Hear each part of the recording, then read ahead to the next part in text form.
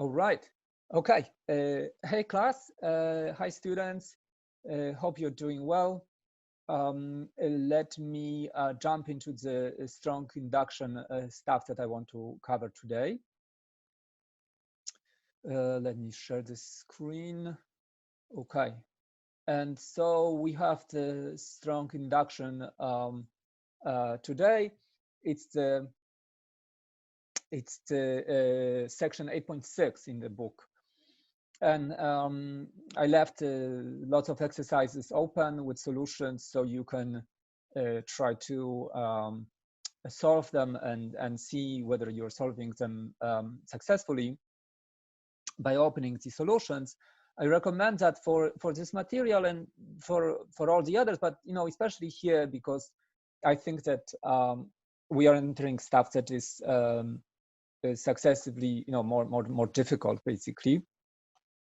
And so it would be a benefit if you try to solve these type of problems, more of them. Okay,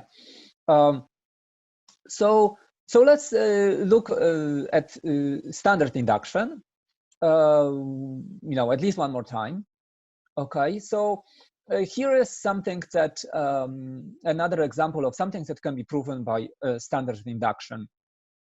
So you have a recursively defined sequence, right? H0 and is defined explicitly, and then a recursive rule. Hn is defined as some function of Hn minus 1 plus index n itself. And then here's the claim. The closed formula for this recursively defined sequence is this, okay? A mixture of combination of an exponential function and a linear function, and that this formula always holds. This closed form formula holds for all cases. All right. So how do you prove by induction? So first you prove the base case, right? It starts at n0. So let's prove n0 case explicitly. And what do you have to prove? Well, you have to prove that this closed formula is correct for n equals 0. Okay, so let's try to test that. Plug in 0 for n.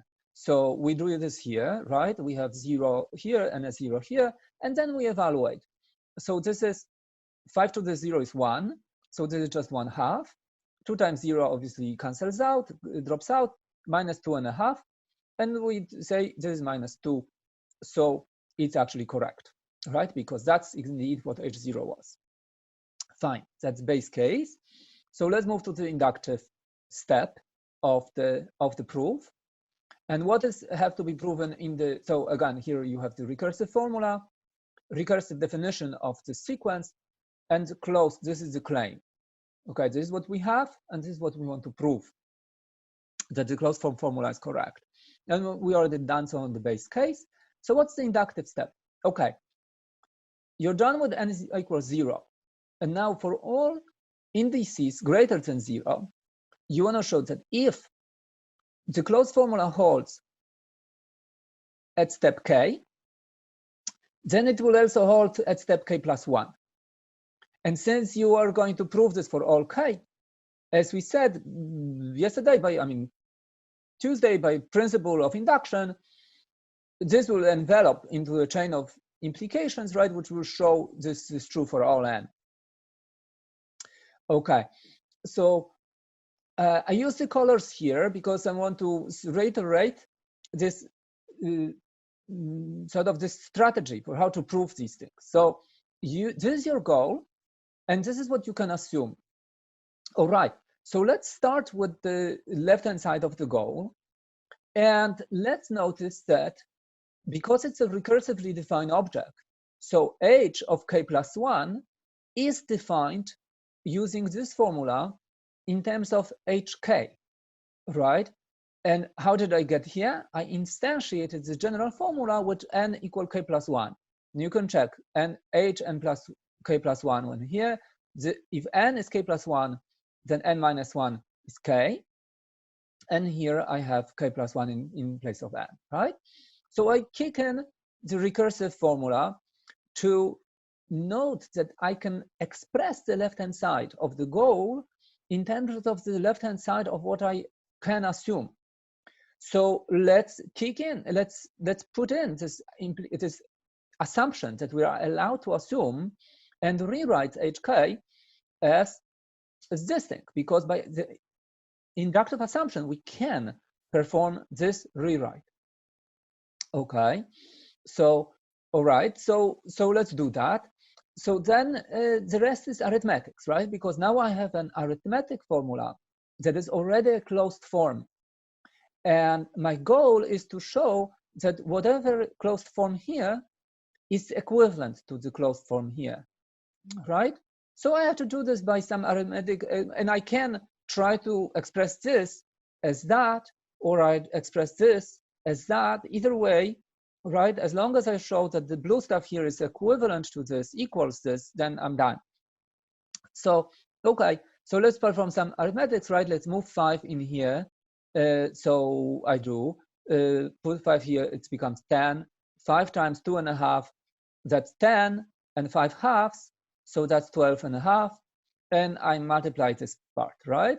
So this I do so that to have all comparable terms, and I can now gather these terms. So this part becomes 5 to the k plus first, right? Because I have 5 to the first times 5 to the k. So I can add the exponents. Okay, and now that's great because this part is exactly that one already. Okay, minus 10k plus 8k minus 2k. These are constants. And then it turns out that this stuff is the same as this stuff, right? You just have to put the 2 in here into here, and notice that this is this minus 2 plus, right, multiplied here, that gives you this 2. Okay, okay, this is just arithmetics. All right, so I'm done. Okay, let's now try to do the same strategy for proving the following thing about Fibonacci sequence. Okay, Fibonacci sequence is a recursive defined sequence, right? I define the first 2 cases explicitly, and then this recurrence relation defines every next one in terms of the previous 2. All right, so because of the way I'm going to use it in induction, I can just change the variable, right? And instead of calling this n, let's make this n plus 1. So then this becomes n, and this becomes n minus 1, and now this bound becomes this bound. Okay, you can see that these two are equivalent. Okay, indeed, this will let me define f2. F2, that's the case for n equal 1, right? If I instantiate this for n equal 1, I would define f2 as f1 plus f0. So that's good, and that's going to work for all the next steps. All right, here is my claim, something I would like to show. Fibonacci bound grows almost like an exponential. It's almost as if I'm just multiplying by 2 the previous population, but not quite. That would be the case if this was fn minus 1, right? That would be just fn is twice fn minus 1. Then it would be an exponential function, right? Because this is a geometric, would be a geometric series sequence, and so therefore this would be the closed formula for it. But it's not. It's like somehow geometric with the shift. Okay, so but nevertheless it is bounded by this, and intuitively that is true, because you know, if adding previous with the copy of the previous basically gave me 2 to the n, then adding the previous to the something that, as you when you start evaluating this, you notice that this guy is always smaller than this one. So this should be always smaller than 2 to the n, right? Because I'm just making the sequence lower.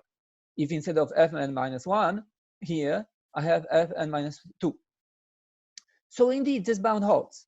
Okay, but how would you prove it? Okay, that it's always true. So let's use what we know, induction. All right. How about this? So let's do, what did we do in the previous example? Okay, we had a base case explicitly for that something is true, the predicate is true at the first integer we have, which is the 0. All right, so that would be our claim in the base case. And in that case, we would have to show that for all the next ones, fk plus 1 is bounded, like we claim, if the previous one is bounded. So these two would basically, by induction, prove it for all n. Okay, so let's try to do this. So this first part is easy, right? Because this part is easy, right? Because what is 2 to the 0? That's a 1. And what is f0? It's a 1. So it's true that 1 is upper bounded by 1. End of story. Okay. Now what about here? So you want to claim that for every k greater than 0, as if this bound holds for kth element, then it holds for k plus first. Sorry. Okay, but we will have a problem because look, what is my methodology? I have to prove this. So I know this, okay, I can express this as using the recurrence relation as elements of the sequence at previous indices. So, okay, so I will rewrite fk plus 1 as fk plus fk minus 1. The trouble is that I have to do, this has to kick in already at k equals 0, right? Because after I'm defining f0, I'm checking by the base case f0. So what's my first thing that has to happen, has to be true by induction? Well, it's this, I have to prove this for f1. So that's the case of k equals 0. So indeed, I have to instantiate this implication for k equals 0. And if I do, then I will have trouble because k plus 1 is 1, so far so good. K is 0, but k minus 1 is minus 1. So this would be f1, this is f0, and this is f minus 1, which is undefined. There is no such thing. Okay. In first problem of the homework, we are like going through like a bunch of cases like this, like boundary conditions. The boundary conditions, if you try to use this formula, you would somehow have to refer to some element which looks like this. Okay, because this statement includes the case k equals 0. And for that case, you will be in trouble. Okay, so that attempt didn't quite work, but hey, there's an easy fix. Let's modify the base case. And so let's just include this, let's stretch the base case, basically. Let's show that the base case is both these parts. And now let's try to do this inductive statement, but only for k greater or equal to 1, right? Why? Because what's the first case not covered by base case? It's f2. So I have to have this implication imply stuff already for f2. So I have to here show it for f2. So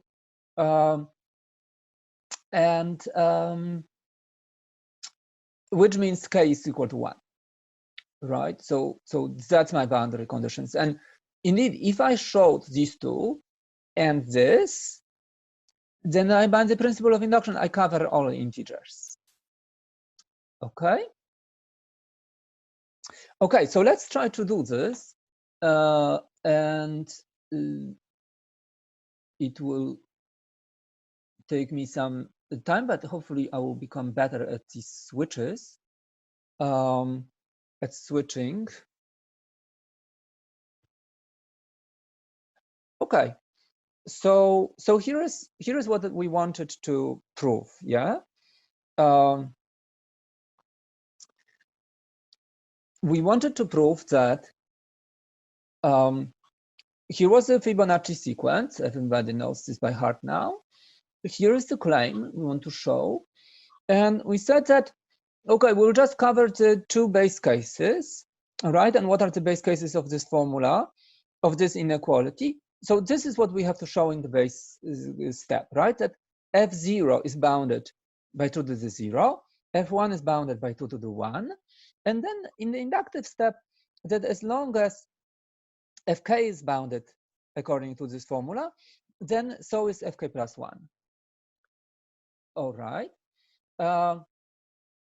Okay. Okay, so base case. Okay, so f0, as we know, is 1, and that is indeed bounded by 2 to the 0, which is 1. Okay, so far so good. f1 is 1, and that is indeed bounded by 2 to the 1, which is 2. So this is true, and this is true. Done with the base case. Okay, so let's try to now do the inductive step. Okay, so again, what's my meta technique, right? I'm trying to show this is my goal. So I start from this guy, and I try to rewrite him using the recursive relation instantiated here. So what's n? N is k, right? Because I just adjusted this formula precisely so that this rewrite is easy, right? So this is fk plus fk minus 1.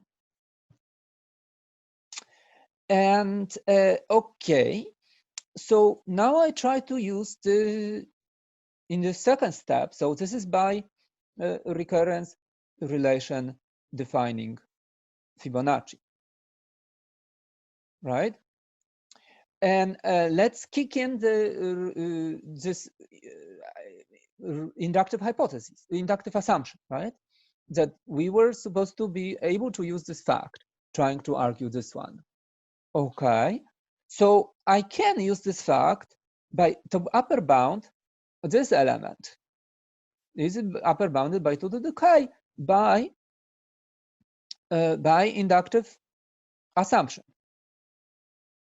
All right. Namely this thing. But what can I do with this guy? In fact, the best I can do is to just copy him. Okay. Well, that doesn't get me very far, did it? Right? Because what I'm trying to argue is that this, is greater or equal to, well, if I knew this, then that would be 2 to the k plus minus 1, and I'll be done. But I don't know this, right? Because what I'm missing is this, right? I mean, is this true? So inductive proof asks you to prove that some predicate holds for k plus 1 only based on the fact that the predicate holds for the previous index. And I will try to focus this better. I'm not sure this is focusing well. Hold on, let me try this. Okay, maybe it didn't do much, did it? Okay.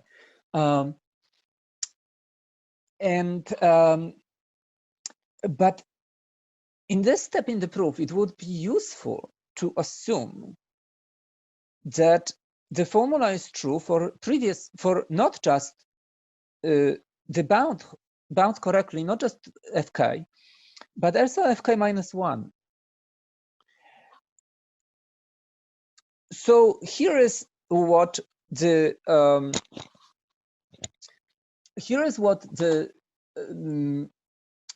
what would work.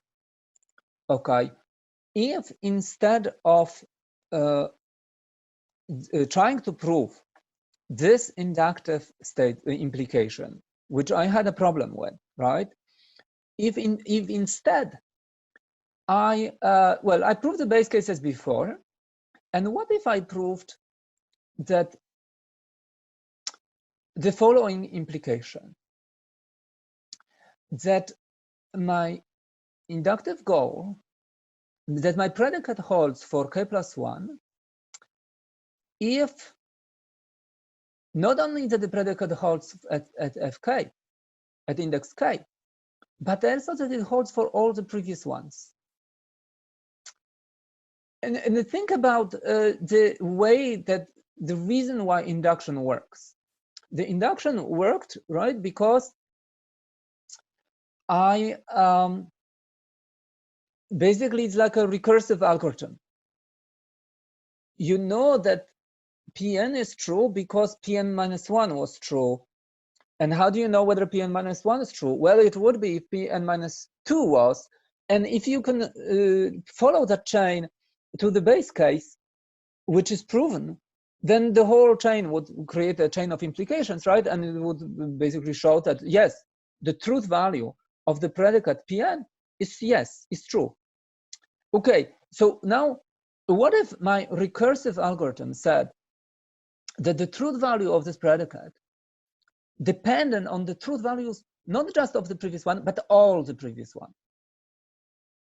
Well, that wouldn't give me like a super efficient code to evaluate it, but it would still evaluate this to true, right? Because the code would say, okay, I have to know whether all of these guys are true. All right, so let's try to do a recursive instance of this for one fewer index. Okay, so that would tell me whether this guy is true.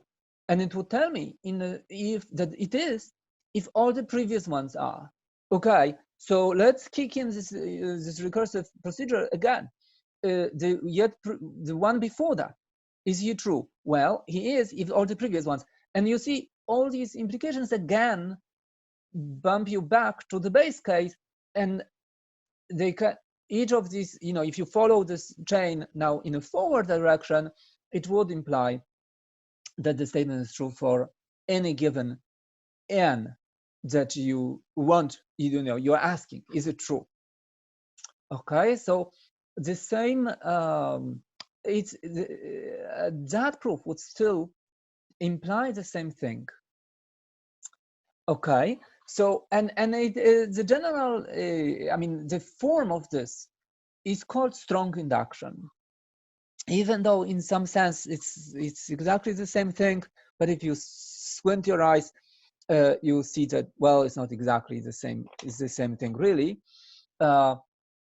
Let's come back to this proof and see, you know, why this helped. Okay, and it's going to help precisely in here. So, so here is the case of this of what I want to show. So the base case is the same, right? And we already did that. So now my goal in the inductive step is to show that for all k greater than 1, this bound is implied if all these bounds are true, right, which is my predicate, for indices n from 0 to k. So all the previous ones instead of just the immediately preceding one. Okay, so let's try to see that this works, and it would, because, okay, this is my goal, right?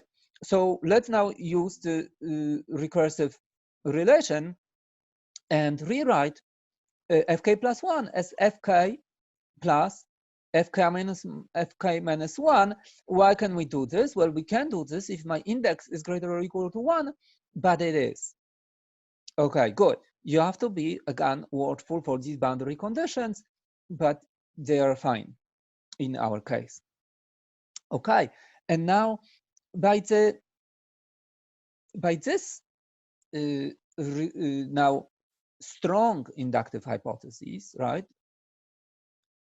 I can now use it to bound fk as 2 to the k and bound fk minus 1 as 2 to the k minus 1, right? So this I really use twice, right? Once for fk and once for fk minus 1.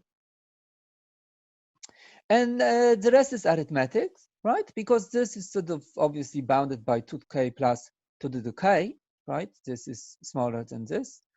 And this is 2 times 2 to the k. So it's 2 to the k plus 1. and I'm done. Okay, so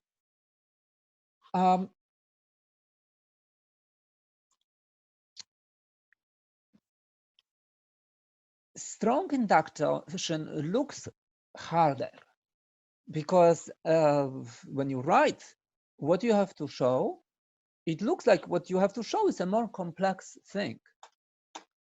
Well, I guess syntactically it is true, but it is not really true, because this proof is, fairly straightforward, right? I mean, it just like it just immediately follows, right? I basically don't have to do much.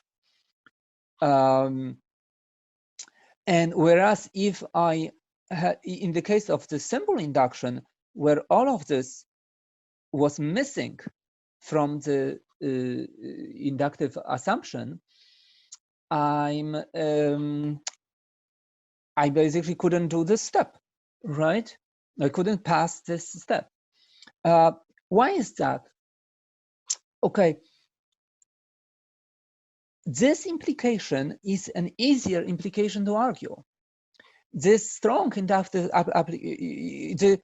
in regular induction, what you have to show is something of the form pk implies pk plus 1, right? And a strong induction, strong in deduction, you have to show, well, in this case, p0 and p1 and and pk minus 1 and pk, all of this implies pk plus 1. Which one is an easier implication? Syntactically, this one. But in fact, this one is, because this could be true while this is not. Because it is, you're arguing something and you argue it, you can argue this in case of all of this stuff must be true. So you can use either of these things. All of these must be true. They potentially, all of them can be used arguing here. Whereas in this implication, you have to argue this goal having only this thing to argue from.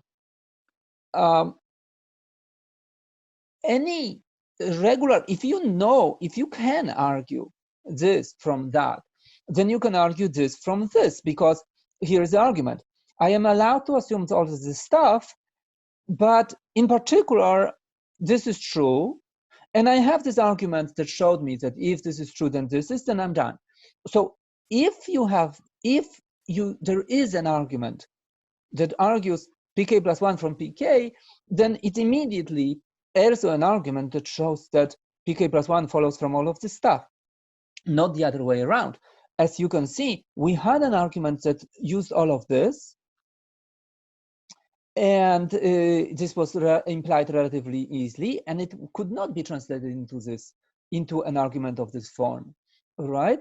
So now you can say, well, but you didn't really use all of this in your argument. You only used these.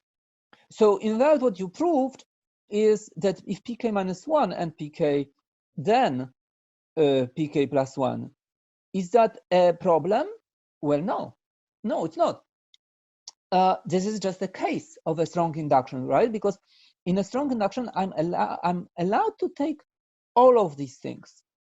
So it's rather immediate that if all of these things is true, then in particular, those two are, and that's the only ones I will use. It's like my choice what to use. It was obviously the case that these two are the only ones I needed. So, okay. So this is the relation between these proof systems, if you will. And Okay. So somebody asked, is basically the only thing that is more complex is that the inductive hypothesis is more complex syntactically, yes, and that there are more base cases. Well, that's not necessary that you have more base cases, but yes, no, it is. Yes, it is actually necessary that you have more base cases. Let's look at that basically next, precisely at that point. Okay, so Question. oh, here, yeah. So the difference between a regular induction and strong induction is just a strong induction is using more cases, like all the way from P0 all the way, like everything in between is going to be like incrementally true, right? Yes, or that you can use any of these. You don't have to. You can use any of these. Yes. So here was an example when I needed to use two, namely that pk and pk minus 1 were true. Okay. You will see other examples shortly when I use some subset of these. During an exam or anything like that, when it comes to questions about strong induction and regular induction, we have a choice of using either both or either one of the other, or it will explicitly say. Okay, you know what? I don't know. I don't know whether I will explicitly say. Yeah, sorry. So maybe I will say, maybe I won't say. Okay. Okay, so then we could just use whatever we need then. Yes. Okay. Yes. Yes. Yes. Yes. Yeah, I mean, these things are indeed somewhat easier if you say, you know what, use regular induction. Hint, hint. Or hint, hint. You need to use strong induction here. Yes, but I'm just not sure. Like, should I be using these hints every time, or maybe in some case I will, maybe in some case I won't. I'm just not sure now. Yeah, but it's like a form of a hint, right? Whether you need to use strong one or you need to use or regular is enough. Yeah. Okay. So let's look at the general form of strong induction. So you have some statement you claim that some predicate holds for natural numbers starting at some point, okay? And so you have this predicate and you have some integers, okay? And if you expanded your base case set to all integers from A to B, okay? And you showed the following thing, that for every integer after that, the predicate holds for the one after, as long as all the ones, so that this statement is implied by conjunction of this predicate holding on all previous points. And what are the previous points?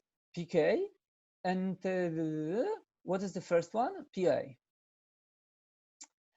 You can express this thing in this step slightly differently. That is maybe a little more concise. So what you want to show is that for every k greater or equal to b, pk plus 1 holds if p of j is true for any previous j. And what are the previous j's? Well, it's anything between a and k.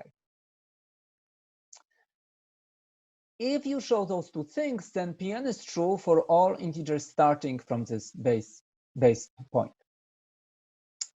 Okay, so this is the general form of strong induction, and you can see that what I was arguing, that you can look at this as a as a form of recursive code. So, for example, take the first case, k equal b.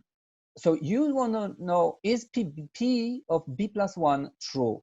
Well, it is if all of these guys are true for k equal b, but they are explicitly from the base case, you're done.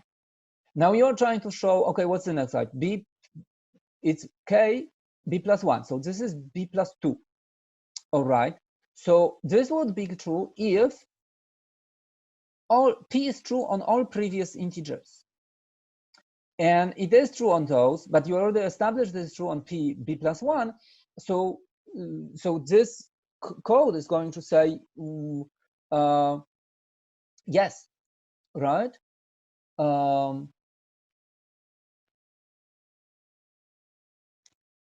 So, okay, so this is the principle of strong induction.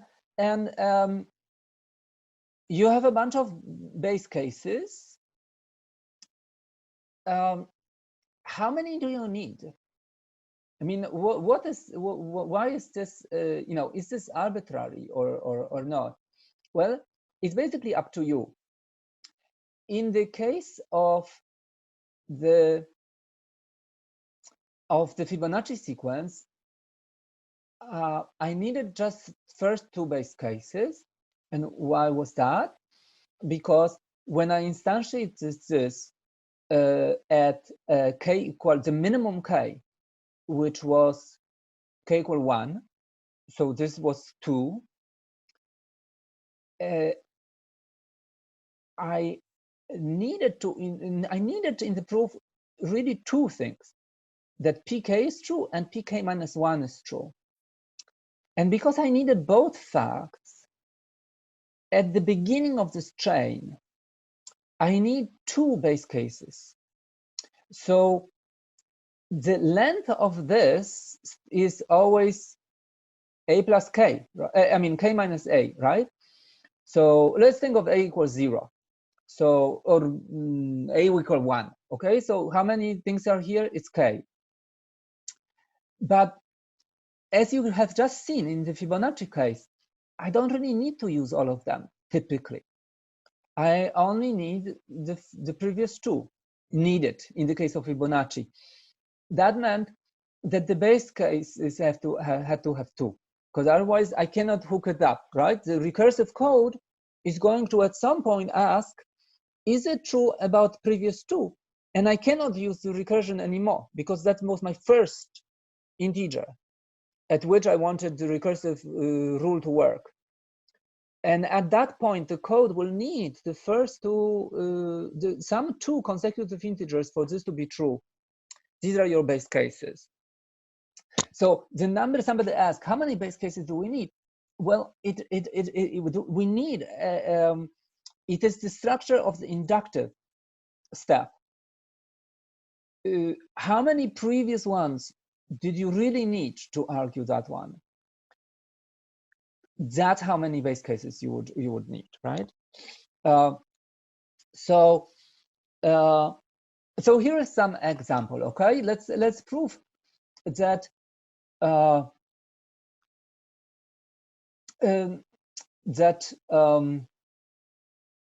you know what? Actually, now thinking of this example is not like greatly illuminating. Let's see. So it just says all it says is that okay, let's say I want to argue something from first integer 3. So well, the fact that I have to argue at beginning at 3 is necessary. But how many base cases I have is kind of my choice. And it's the choice is really actually determined by two things. Because if these are the base cases, then for any integer after that, I have to show that pk plus 1 is true as long as, well, I will be allowed to use any of these. Okay. Here is what determines the base case, the number of base cases. First of all, if I make this too low, perhaps I will be unable to prove this at all. Perhaps my recursive structure, my algorithm is such, whatever, some object is such that I really don't know how to argue it for small values.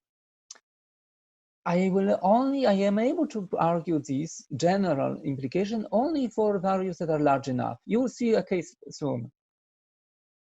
Secondly, is that thing which kicked in the which you saw in the Fibonacci case.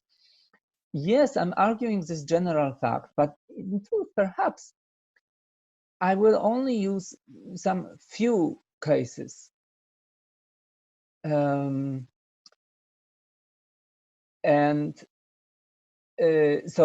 I will, in this proof, I will only use, for example, that pk is true and pk minus 1 is true and pk minus 2. Well, if that was the case, then at the boundary condition, which is k equals 6, these three cases, pk, pk minus 1, and pk minus 2, would be p6, p5, and p4. So these number of base cases would suffice. In fact, if my argument, for some reason, required that I could argue this pk plus 1 based on pk, pk minus 1, pk minus 2, and pk minus 3 being true, then that would already be fine at this boundary condition. But if I required that previous 5, that the predicates holds for the previous 5, then at this boundary condition, the previous 5 would be P6, P5, P4, P3, and P2, and I don't have P2, right? So now if I switch the boundary condition to k equals 7 and prove P7 by hand, then the recursive rule, which is the a particular argument in the form of the strong induction, would now kick in and work correctly. Okay, let's see some. So here is, a general example, not a specific statement to prove, but just imagine you have some predicate. You're trying to argue this for any starting at 4, and you prove by hand the following 4 cases. Which of these and here again, the fact that somehow I cannot have the full screen, and oh no, I can, I think. Okay, good. I just turned on the chat. Let me check the chat if there was some question to me. It seemed like it was a question that some other student answered, or our TA Anne. Okay, great, thank you. Okay, all right. So everybody now, which do you think is the case here? Okay, so which of these 5 options is correct? And you can put it on chat, right? So I guess you have to stare at this for a bit, right?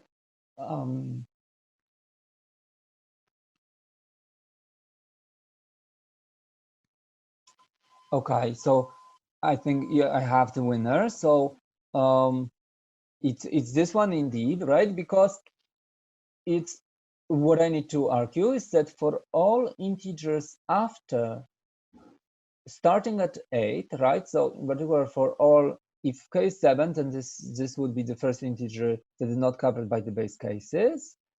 And all I need to argue is that this is implied if all of the predicate holds for all integers before. And it started at 4 and all the ones before, so I end at k. And if I want to rewrite this slightly, so here is the form I had on the previous slide, right? That the conjunction of all this stuff implies pk plus 1. Again, which of these captures that one using a universal quantifier?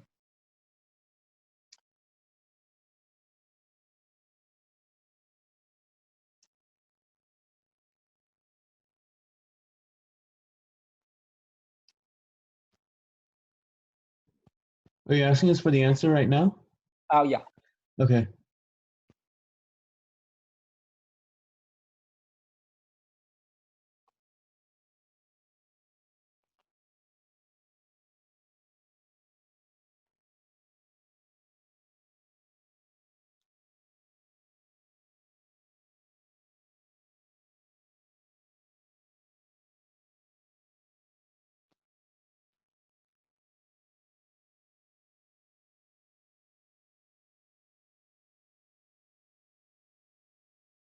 Okay, so answers differ.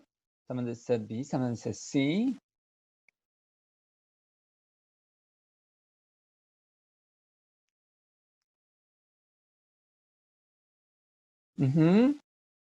Okay, so it's B or C. Okay, and it's B. Okay, because I want to say for all J from range from 4 to K, this is this. If PJ holds for all J's in this range, which is expresses that, then PK plus 1, what's wrong hits here, right? So this statement said PJ is true for every J in the range 4 plus 2, between 4 and J, which is self-referential, right? So that loop would does not really define what this range is. Okay, yeah, it's just you could miss this part.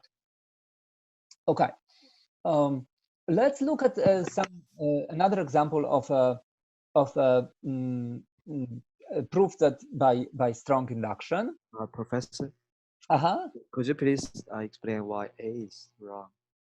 Okay, so okay, so here this variable, right, like was wrong. So basically you say every K in the range from 4 to K. So that's again, you cannot define a free variable as ranging over. So it's like as if you wrote a code, 4K equal 4 to K. That's self-referential, right? It should be different data. Yeah. Thank you.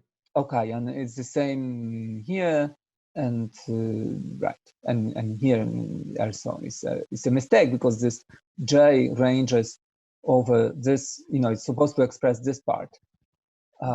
Okay. So J is just an integer then? Sorry, J is just an integer defined, right? Not sure. Not sure what do you mean.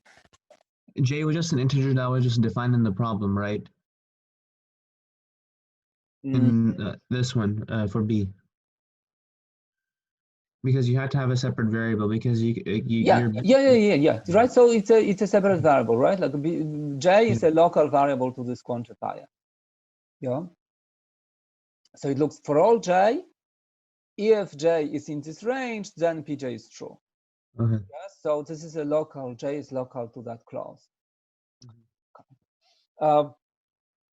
So here is an example of something you can prove by strong induction. Suppose you can buy any number of 3 cents or 7 cent stamps. Show that you can buy exactly n cents worth of stamps for any integer starting at 12.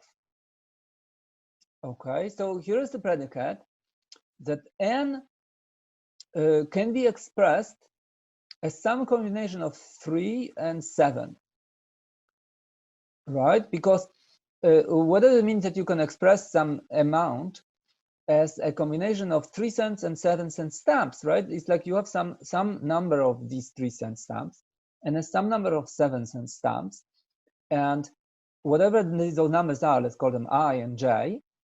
3 times I plus 7 times J equals n. The question is, what this claim says is that any n can be expressed as a combination, as a linear combination of 3 and 7, starting at 12. Okay, let's check like some, you know, what I mean by this. Okay, so P17 holds because 17 can be expressed as twice 7 and just 1 3. Okay, so that means that the person who wants to buy 17-cent stamp buys 2 7-cent stamps and 1 3-cent stamp, right? And this is 14 plus 3 is 17. But P11 does not hold, right? So there is no way to express 11 that way. And why is that? So, well, if you try to express it as a bunch of 3-cent stamps, you can't because it's not divisible by 3. So, okay, so that failed, like trying to just buy 3-cent stamps. So let's buy 1 7-cent stamp. I cannot buy 2 because it's 14 would be the minimal amount. So I have to buy the 7-cent stamps, but that doesn't help me because I get 4. So that's not the divisible by 3 either. And I cannot use the 7-cent stamps to express this either, right? Okay, so well, how come it's true for all n greater or equal to 12? Well, you could show it like this. So this is what you are trying to show, right? So look, so is it 12? Is it true for n equal 12? Oh, I forgot to write what I'm arguing, which is that this predicate holds for n greater or equal to 12. So I will prove these three things from scratch, right? Without any, just okay. These will be my base cases. So P12, why is that true? Because 12 can be expressed as a bunch of threes, right? Namely 4 of them. Okay. 13 cannot, but if I just use 1 7-cent stamp, then from 17 I went down to 6, which is expressible as a bunch of 3-cent stamps. 14 clearly can be expressed as 2 7-cent stamps. Note that I express these amounts by different amount of 7-cent stamps and also different amounts of 3-cent stamps.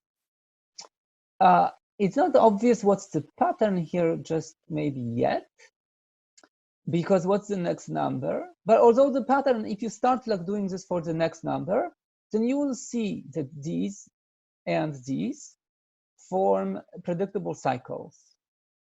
And from that, you can maybe form a hypothesis that, you know what, every number after this can be expressed in this way.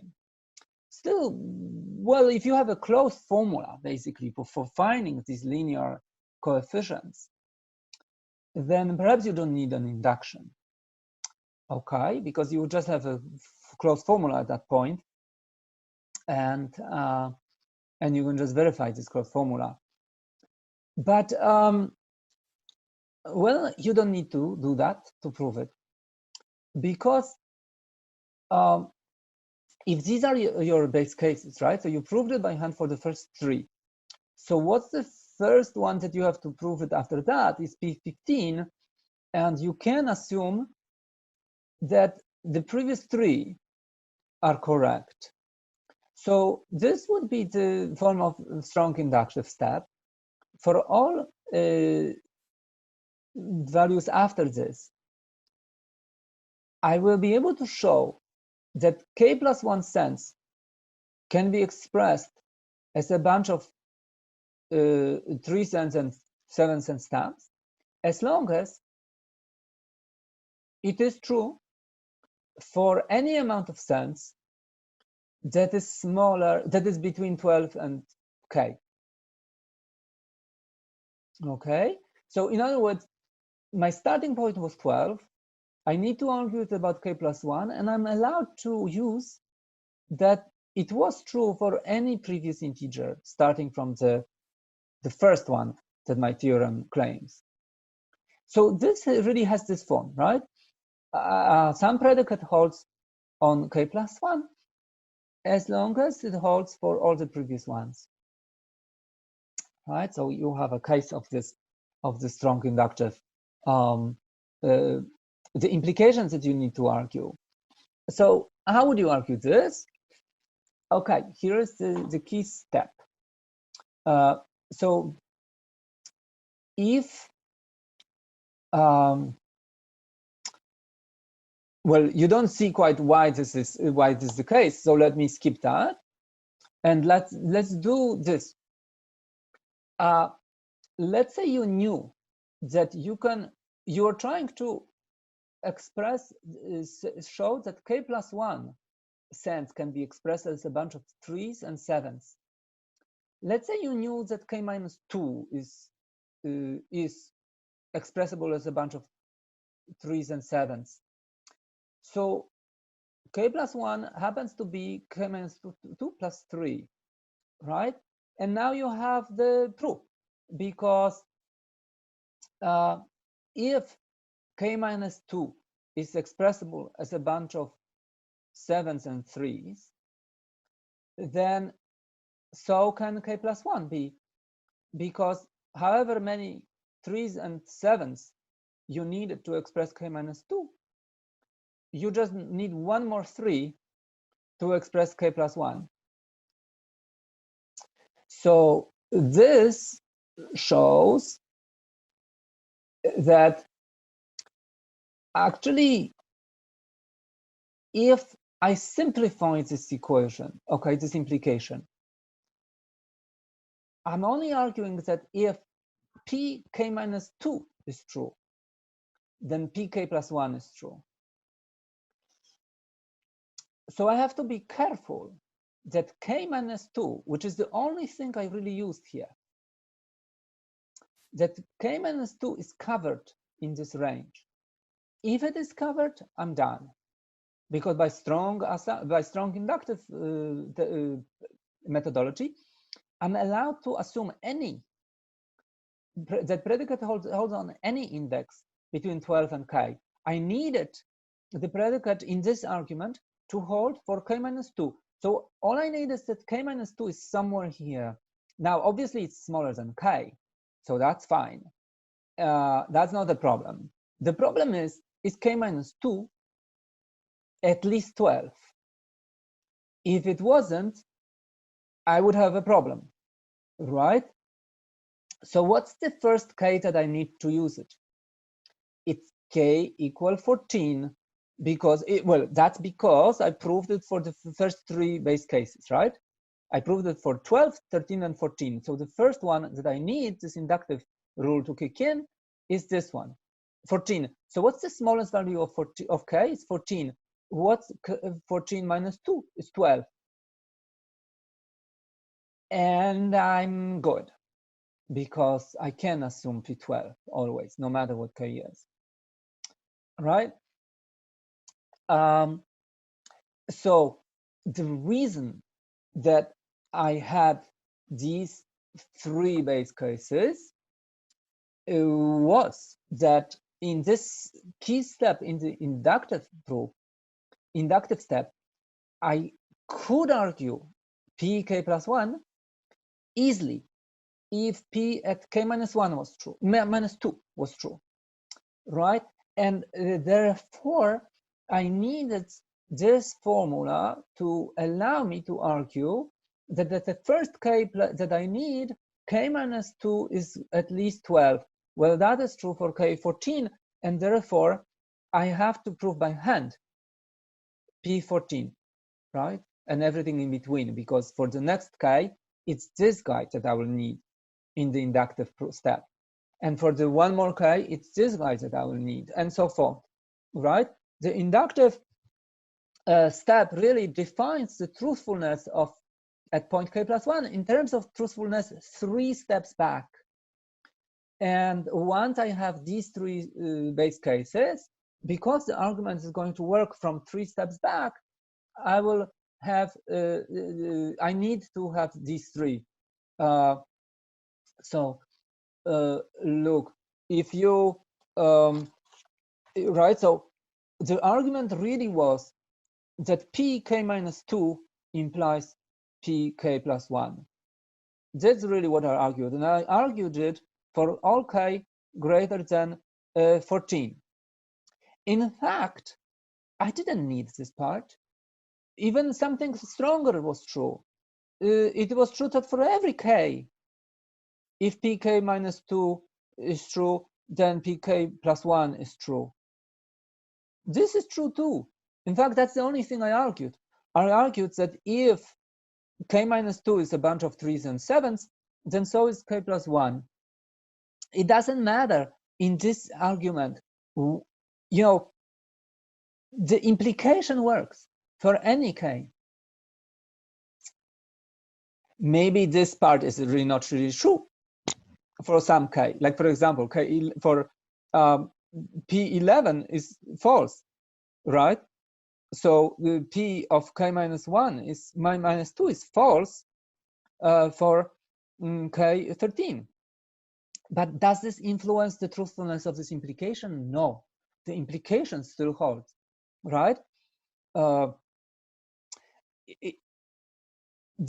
other words, to look at it, this is all I needed to argue. But I really argued this. Is it the problem? No, because this follows from that. right? If this implication holds for all k, then in particular it holds for k greater or equal to 14. All right. So now, why did I, if this is the form, what I argued recursively, why is it that I needed 3 cases? So look, because these 3 will now define everything. Because if I use the case of k equals to 14, then P12 is going to, I instantiate this rule, is going to imply P15. And if I take K15, then K minus 2 is 13. So this guy is going to imply P16. K16 is going to be, well, this is K minus 2. He will imply K plus 1. So this will be 17. And now the next one will be here.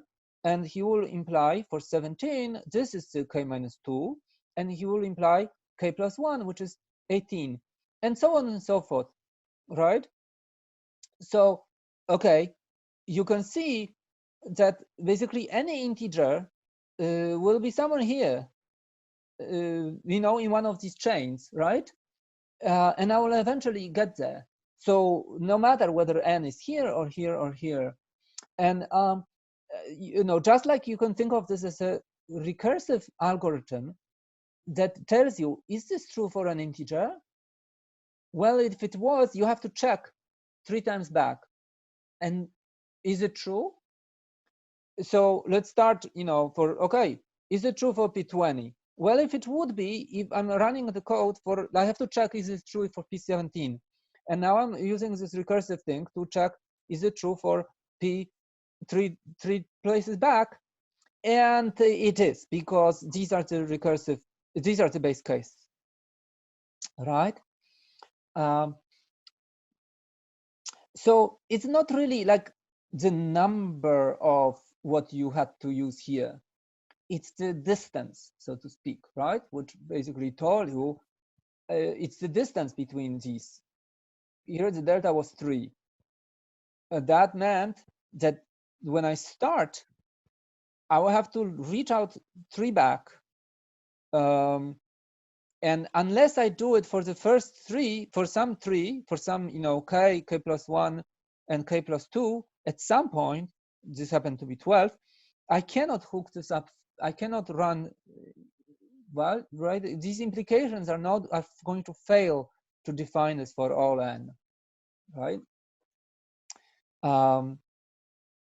At some point, you know, if I had this is true about just 2 consecutive numbers, then I try to argue this for this guy. Well, he's going to run a code that says, I need to know whether it was true 3 back, but I don't know. So I'm stuck here. Okay. Okay. So here, let's go back to the slide. Now,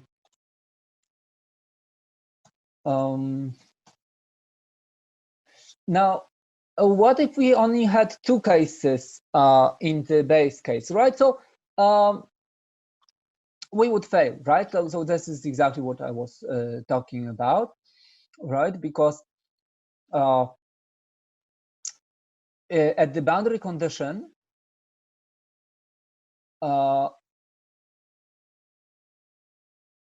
so, you know, what I really, the strong inductive steps that I really needed was this one. And actually, it's even less than I needed. I didn't really need any of these. I just needed this one. Right? Okay.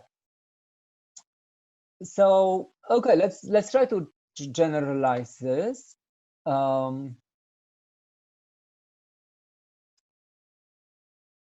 Hold on a second, I lost my chat. Oh, what happened? It's just a second. I'm trying to bring back the chat. Come on. Oh, okay. Well, I cannot bring it back. I don't know what happens.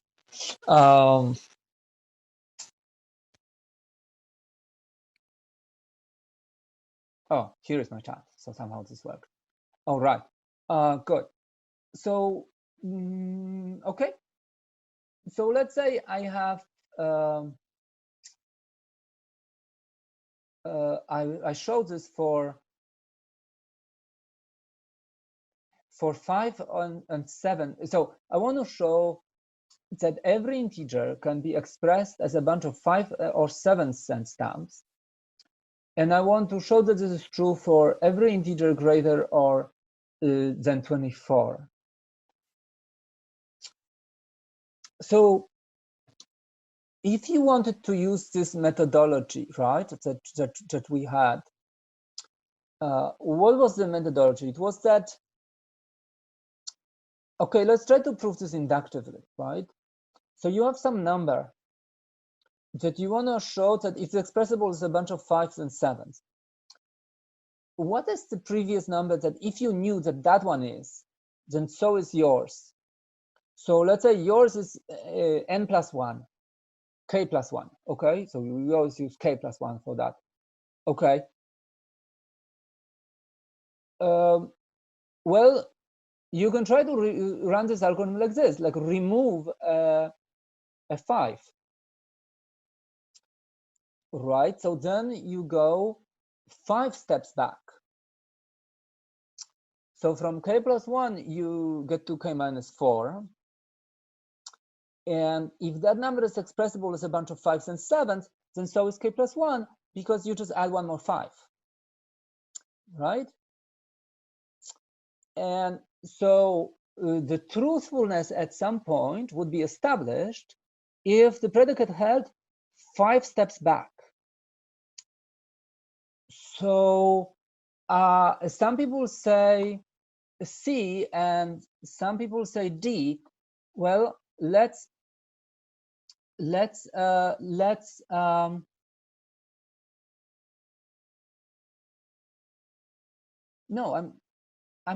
I did this incorrectly. Because yes, so you see, I confused myself preparing this slide just now, because I did it. This is wrong. There's only one base case, right? It's only 24 because there's not really a separate, integer that we have to prove by 1 up or 1 down, right? If I'm not mistaken. Just sorry, I'm getting some weird view. Hold on a second. I'm just. What has happened now? I got into some weird view, right? My slides show differently right now, right? Or no? We're saying to end the slideshow. You know how you try pressing escape or end slideshow. No. Okay, I will just do the screen sharing. Okay, the whole thing. Okay. No. Let me go back. Screen share. Okay. Okay. Now we are here, right? Yes. Okay. Yeah. So this is wrong because you need to claim that. Okay, using this procedure, you can establish that something is true about some point if it was true 5 places back, because then you add one more 5 cents, right? 5 cent stamp, and you express your number, right? So you need 5 places back to be true. And if this was the base cases, then you will have a problem proving P of 28, because what's 28 minus 5, right? It's 23. So at 28, you would not be able to use these guys. I mean, how could you use these guys, right? Like add, okay, so let's say all of these are expressible as a bunch of 5 and 7 cents. So what? You add, the minimum you add to these is 5 cents. So if you add 5 cents to this, you get 29. And obviously, if you add to these, you get even more. So this fails to establish that 28 is expressible as a bunch of 5s and 7s. Okay, it's this one that would get you out of this, right? Because now you're fine, because if you establish all of those, then the next one you need an inductive argument to work is 29. And that will work because 29 minus 5 is here. So you can think of this way. Here's your starting chains, start of your chains of implications. The implications go that whenever you have something expressible as a bunch of 5s and 7s, then so is something that is 5 larger by 5. So this will imply P of 29, and this P of 30, and this P of 31, this P of 32, this P of 29, and you again have the next segment of 5 integers written down here. And then you can see that this inductive reasoning is going to imply one more down, right? You just add 5s in these chains and you will cover all integers in this way. But if you start adding 5s to these, you will miss 28 and 33 and 38 and so forth. Okay. So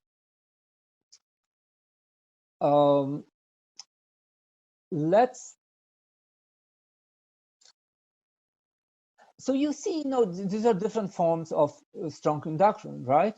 Again, I use only subcase of, I didn't use all so the general form of strong induction is that I can assume that everything before me was true. And typically I don't need to. In the case of Fibonacci sequence bound, I needed to assume the predicate held on 2 previous points. In the case of the 3 and 5 7 cent exercise, I needed only that it holds 2 places back, so pk minus 2. And if I have more stamps, bigger stamp denominations, that it holds, in the case of 5, about 5 places down, right? So each of these is, I need, in my inductive argument, I really need only a subset. And what the base cases are is determined by this relation, okay, by this hooking back. What do I need in order to write? How many? This is really a reference in a recursive way of evaluating truthfulness of this. How many previous cases I need? And when I look at the boundary conditions, all of these previous cases have to be covered by hand. They have to be my base cases, right? Okay, let's look at one more example. So it's a chocolate bar theorem. Let's say that the chocolate bar is always n squares, n little pieces, arranged in some rectangle, right? So it's not every n that I express this way, but every chocolate bar has some n, and it's a product of 2 integers, right? N is a times b. All right, but here are my rules. When I divide a chocolate bar, I can break only along horizontal or vertical lines. I cannot break it in some weird shape, right? As is the case. And I want to break it completely. So I want to make it into n separate little squares. Let's call the number of breaks that I need to perform, right? How many times I need to take this piece of chocolate in my hand, some piece of chocolate, and break it. Call it B of n.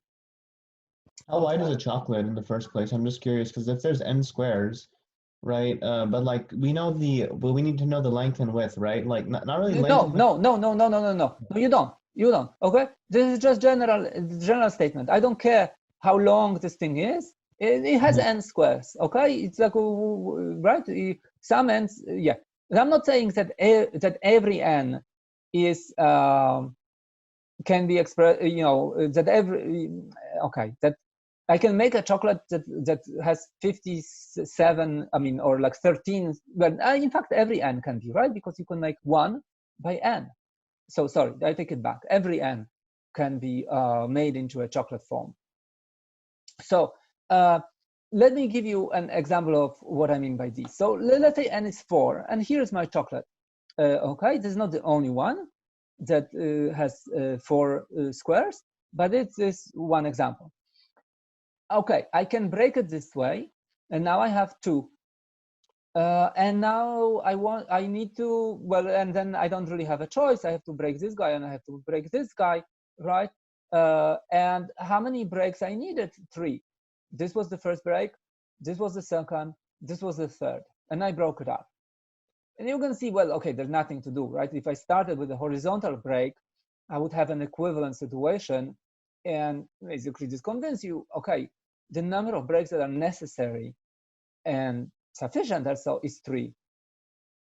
If you changed your chocolate bar, okay, let's look at the same 4-piece bar, but let's look at like this guy, right? Like it has just a long piece that has 4 squares.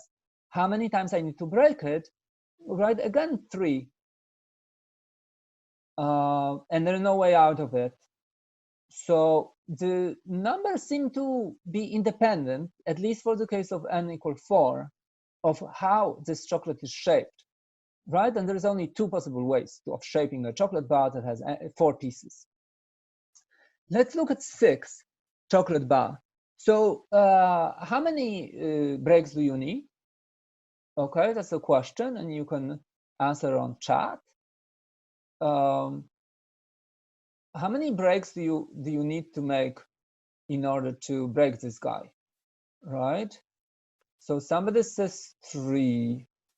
Okay, so speak up. If somebody said 3, so well, I guess you can. Minimum is 3. The minimum was 3. That's what I. But how do you break this using 3? What's the first break? This one? Is this your first break? Yeah, the first break, like that entire line across. Is that allowed? Yeah, and then you're thinking that you can just take these 2 together and break them. No, yeah. Sorry, you cannot. You cannot take like many pieces together. Sorry. Oh, okay.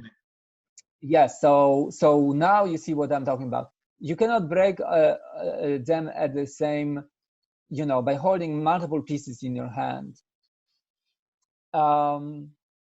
So the proper answer is C, as a bunch of you, several of you said. And what are these? So I break here, right? And then I'm ended up with 2 pieces, 3 by 1. Each of them needs 2 breaks to be broken. So that's 1 plus 2 times 2, 4, 5 total. What if I broke here first? Well, that will be 1 break, and then I have to break this left guy, 1 more, so that's 2, and then I will have this 4 piece, and I already know I need 3 to break that one. So it's 2, 1, 2 plus 3 for this, and so that's 5. And all the others are equivalent, right? Because if I start here, that's the same. It's just a flip mirror image. My hypothesis is that I need exactly n minus breaks for any n. And it does not depend on the shape of the chocolate. Okay, so this is like clearly, if you try to enumerate all possible layouts and all possible ways of breaking it, right? Your recursion would just be, you know, there will be too many cases, right? And because there is just too many forks, right, in the way you can break. And how do you systematize this type of argument? But here's the easy recursive argument. Let's do the base case n equal 1. That's super easy. It's a single piece. There's no break necessary. I'm done. Okay. Now let's do an inductive step. So suppose that for any k greater or equal to 1, it held, the following assumption held, that the number of breaks you need to break I size chocolate is indeed I minus 1 for any I in this range, right? So this predicate held for all indices before from 1 to k. Then under this assumption, could I show that k plus 1 element chocolate needs exactly k breaks? And I already can, because take the k plus 1 element chocolate and break it into pieces no matter how. Okay, then the left piece has k1 elements and the right piece has k2, which are bound by this relation, right? Because they sum up to k plus 1 that you started with. But note, both k1, if they are non-zero, okay, in which case that's the only way that this cut made any sense, right? These guys are non-zero. So they're both greater than 1, and also they are smaller or equal to k, right? Because if one of them is at least 1 and the other one is at most k. So they fit in this range. So therefore, the inductive hypothesis kicks in. No matter where in the range they were, you, by assumption, you can take that the left side that had k1 pieces needed exactly k1 minus 1 cuts to be divided, and the right side needed exactly this many. And now, how many cuts you made? 1 to break them up into left and right, this many for the left guy, this many for the right guy, and now you just group them together. And by the fact that the sum of these two areas needed to be the k plus 1 that you started with, you have this substitution, and that's k, and that's the end of the story. So a kind of a toy example, but it shows, unlike these other examples we had today, you really use the whole of this range in this inductive step, right? Right here, you needed all of any of them, because that's the only thing you knew about these left side and right side pieces. Okay, so thank you all so much. That's it for me. Let's open for questions. Yeah. So you want back to the presentation, right? Okay, very good. So you asked, hold on. You asked, sorry, can you speak up because I lost my chat? Somebody said on the chat whether it works for k equal something. Can you speak up?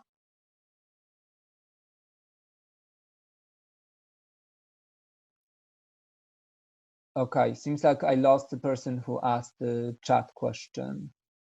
Oh, Mick is down. Okay, so somebody asked, here's the chat question.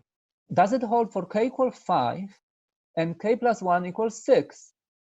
Well, if you cannot speak up, I don't know why it wouldn't. So which part do you think has a problem? Again, the question is, some particular case, k equal 5, does this work? Why wouldn't it? Where do you have a problem? Okay, I guess this person has a technical problem. So anybody else say, somebody asked that. Like in order to, so by the way, you're going through the steps. So then so what you're doing is you're taking a look for if any k is greater than or equal to 1, right? And then you're just assuming that b of I is equal to I minus 1 for every single integer value which is greater than or equal to 1. yes. So you need to argue b of k plus 1 is equal to k, right? Because that makes sense that if you're going to break, if a chocolate bar is that. So this is my assumption, and this is my goal, right? So this is what I need to argue, and this is what I can use in this argument. And also for cutting the bar into k plus 1 into 2 pieces, then what is that formula right there? Because I'm not entirely sure what that formula is. Which The one? This K2. one? Yes, K2. Oh, this is just that the K1 and K2 have to sum to K plus 1, right? Okay, yeah. That's it. Mm-hmm. So they have to sum to K plus 1, and I'm using it right here, right, in this step. Somebody asked what the quiz will look like. Basically, like a bunch of homework problems, but you just have a timeout on how you do it. And technically, it looks very similar, right? Like you have a bunch of problems, you have to solve them on paper. You can also solve them, you can try to type them and then just upload the PDF of what you typed, or you can solve them on a piece of paper and photograph and upload the PDF, right? So the process is exactly like, do you know how many problems? No, I don't. How much time do we have to take the picture and upload? I say the 15 minutes is fair, should be fair for that. So if anybody has some reason why 15 minutes is not sufficient, let us know. Maybe say it on Piazza. How long is the quiz? It's the lecture, an hour and a half. So I'm assuming that you have this hour and a half free to do this.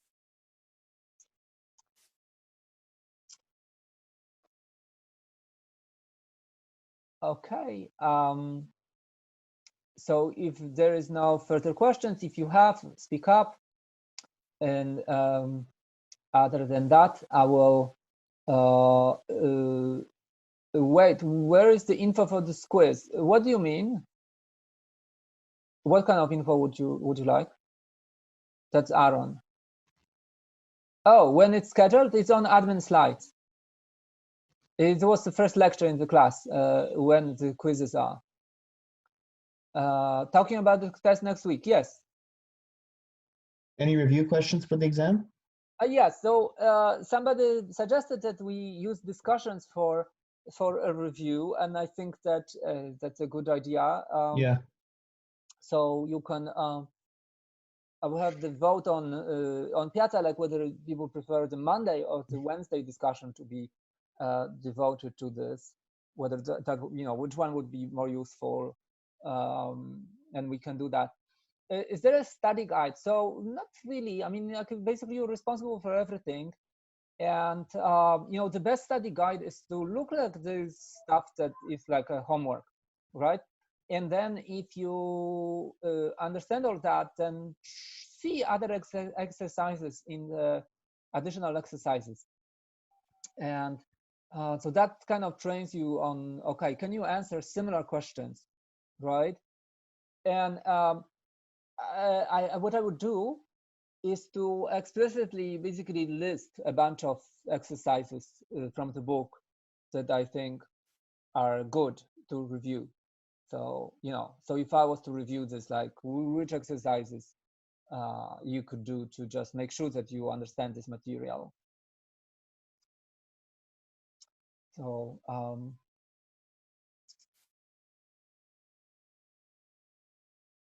but we are basically moving in sync. Lectures, homeworks, like what the material is, what the kind of questions are possible. So it's just more of these type of questions, right?